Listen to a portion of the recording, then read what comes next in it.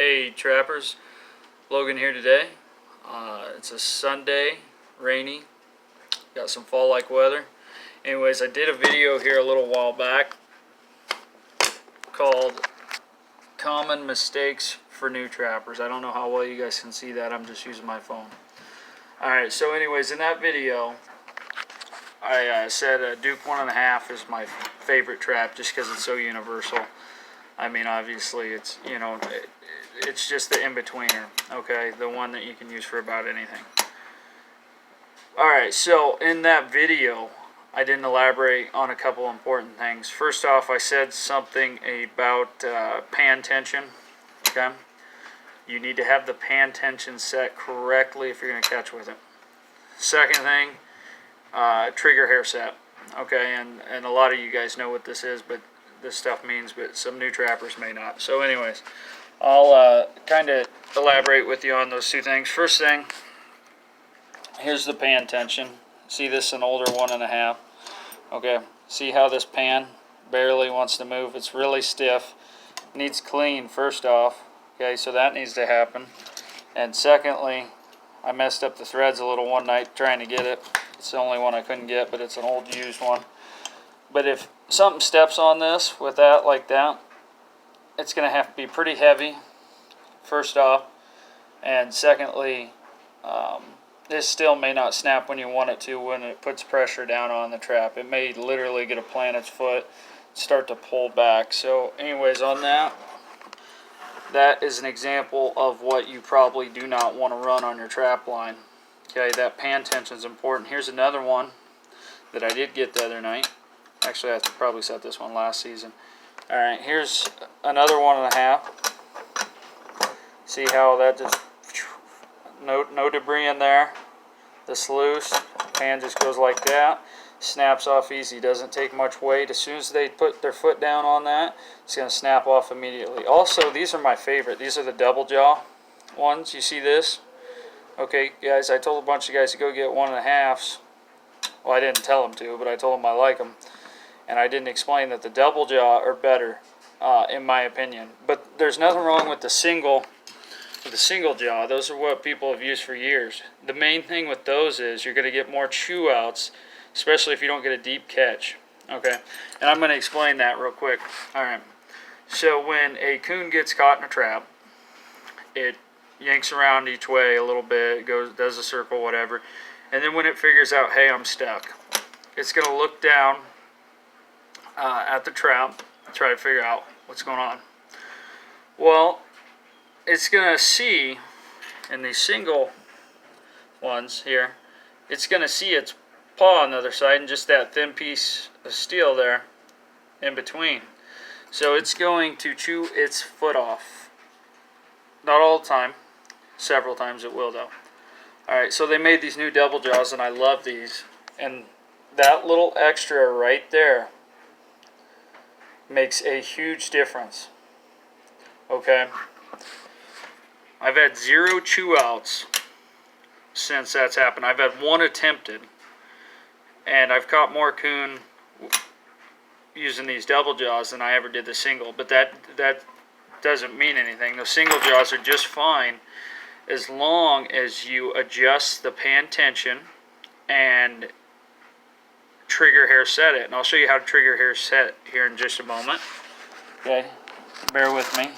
This is my little work table here, using the phone. Okay. Alright guys. And I got shaky hands. Any of you who really know me probably know that. So, you pull each jaw down like that. Okay. Boom. Okay. Clear your hands out of the way. That's the proper way to set it. You can set it on your knee too. So it's an easy set to make. Easy trap to set. So then, pan tension. You guys see that? See where it hits right there? Okay, underneath the pan. Yeah. Well, you don't want to just set it and leave it like that, okay? You want to trigger hair set it, which is where you keep your hand underneath and right here. And you sit here and move it with just a little pressure. You'll see that move, okay? A little further. My My thumbs apparently got a little fatter from last year. I'd call that pretty close trigger hair set right there. I might go a little bit further in the field. Sorry, I keep forgetting the camera's up top. I'm used to GoPro. Alright, you see that, you see it right there, okay? Alright, and I could go a hair further. It's a little harder with these double jaws, getting my fat thumb in there. Okay, right about there. Okay, so you see that pretty well? Alright, now, if I had something light, I'd just put something on it. I don't think I do. But you're going to see, I'm barely going to touch it, and it's going to snap off. Boom. Alright, so that's what I mean. These traps are awesome. Okay? And the reason I say these traps are awesome is because they're so universal. I hear when guys talk about 1.5s, they say muskrat trap. Okay, yeah, they work great for muskrat. We know the clips that they go on out in the water. I actually have some of those poles with the clips on it. Okay, so they work great for muskrat, okay? But they're not just a muskrat trap. You can catch anything in these, including up to coyotes, fox, everything. Now, obviously, I wouldn't use these for dirt hole sets. I'd go bigger. I mean, just, you know, common sense for most of you. Go bigger with those.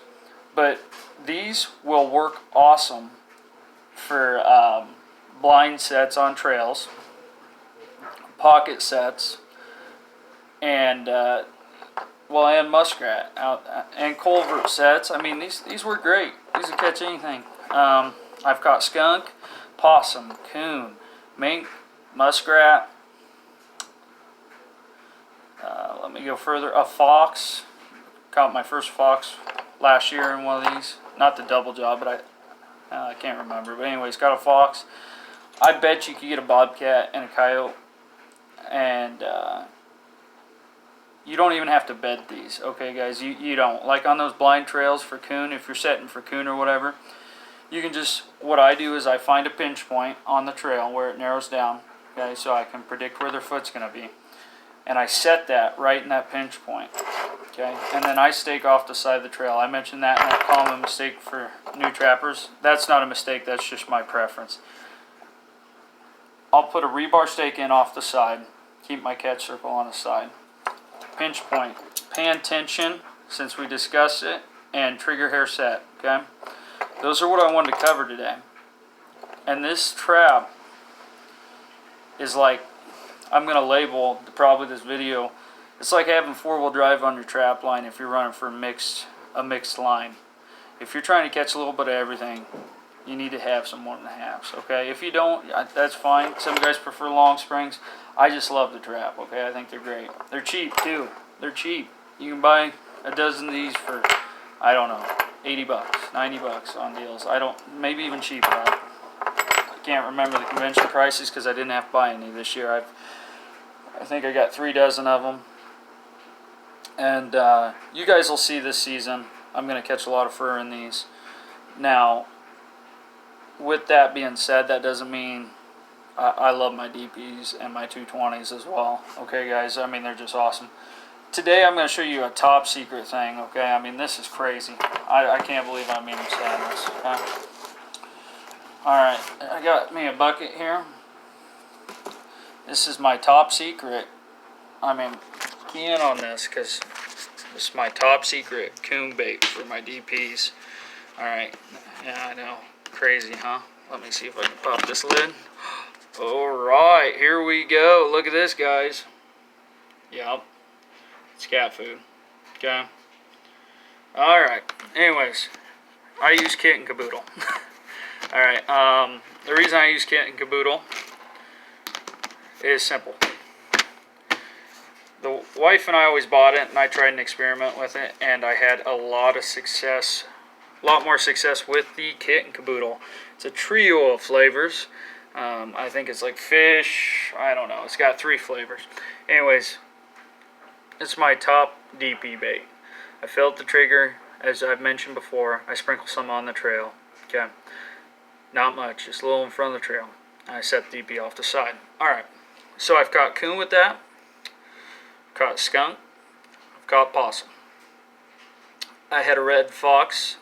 That red fox I caught last year had knocked over that DP the day before.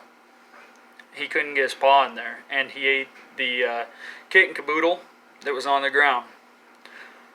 Next day, I'd set a 1.5 further down, and boom, caught the fox. Okay, so it attracts fox as well. I mean, I've seen a lot of guys catching fox and DPs. All right, then last season it snowed early on. Sorry, it's drier down in the basement. It snowed early on, and my DP got snowed in next to a lake. All right, I left it because I didn't want to damage DP. Okay, I've got a video clip, and if you guys want to see it sometime, it's on my phone here. And it is of two otters coming out of the ice and the water right where it meets the land and running up on the bank. And they dug down through the snow, and they came on land about 10 yards away from there, dug through the snow, ate my kit and caboodle, and ate what they could in the DP, but the DP was froze up and they couldn't get any of the stuff in the bottom, and so they just reached about halfway down and got part of it. Alright, so anyways, attracts otter, fox, skunk, possum, coon. DPs, good trap. Anyways, that's my special bait, exclusively here, sold at your local stores. One $10 bag can last you the whole season. I don't think that the DPs, I think guys are overthinking them a little bit. If you use three baits and have to put fish oil, which you can. I mean, this isn't dogging on anybody who puts fish oil out. But if you put fish oil out, 3 different baits, and you got to check the windage and see if the sun's setting right before you set your DP, you're overthinking it. I think a DP, I don't even use a lure, guys. But I mean, I'm in Iowa, southern Iowa, and there's a lot of coon here. But I've also just blind set under a bridge with DPs and sprinkled a little bit of cat food on the ground a ways away. And put a little on my DP, and I had a coon. I've even got a video where I doubled up one day doing that, and there wasn't even a trail. So, don't overthink DPs. You can use baits and lures. They work great. Okay? I'm just saying a little cat food works too. Okay? And don't overthink them. You ain't got to try 6 different things. You can make a blend. You can add to your cat food. You can do all kinds of stuff. But don't overthink it, and don't let 20 guys tell you got to use 14 lures and 6 baits and check your windage and all that before you set a DP for a coon. Okay, guys? That's kind of how I feel about that. So anyways, covered the 1.5, covered the DPs, and then I was working on this project. I thought this kind of sucked. Never buy cheap pliers. I'm putting S-hooks and earth anchors here on. Didn't quite get that S-hook pinched enough because the pliers just snapped. You know what? I expect more for $8 from Walmart. Pretty disappointed about that. Anyways, also make sure you fuel up with this good stuff called Mountain Dew. Better than energy drinks. Less backlash down the road. Anyways, guys, I want to show you some outdoors just because it's been pretty. I don't like just doing basement talk. I'm ready to get out and set. But here's the outdoors. Yeah, backyard. All kinds of crazy stuff here.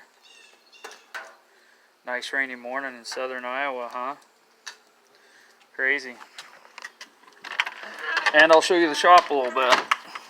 I operate out of my basement. It's state of the art. Got a washer and dryer. No, I can't use it for fur. Alright. Got my fancy mop bucket. State of the art there. You see that? It's even got labels on it. Got my drawers. Bought this, I think, at Family Dollar. Got all kinds of cool stuff in there, huh? Yeah. And more stuff down there. Paints and all spray paints. Oh, you can buy all that stuff about anywhere. I bought a file set the other day because I got, when I painted those Bridger number 2s, that weird orange, just to try it. I got paint in places you shouldn't, so I went ahead and filed that down. Here's my skinning table. Okay? I'm going to try something a little different this year. I won't be skinning as much. Not going to go into detail with that. My workstation. I don't know. Can you guys see that very well? Yeah, probably. That's where I do my odd and end things. My computer work, GoPro, uploads, my TV, my YouTube and stuff. Just put a Fire Stick on an old TV here. So, boom, there's that. Here's this kind of thing.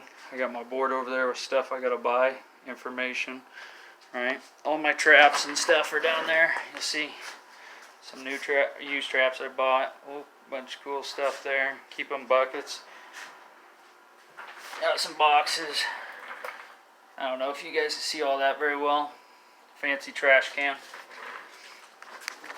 Alright, and then over here I got my 330s hung up. I know, using my fur hanger for my 330s. Anyways, got them painted this last year. I'm going to file a little bit off them. I don't want them snapping off. My new catch pole. My snares. All that stuff. See it hanging over there.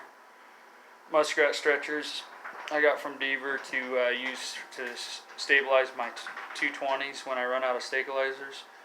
So, anyways, guys, that's kind of my setup for now. I'm going to get a trapping shop built here in, I don't know, the next,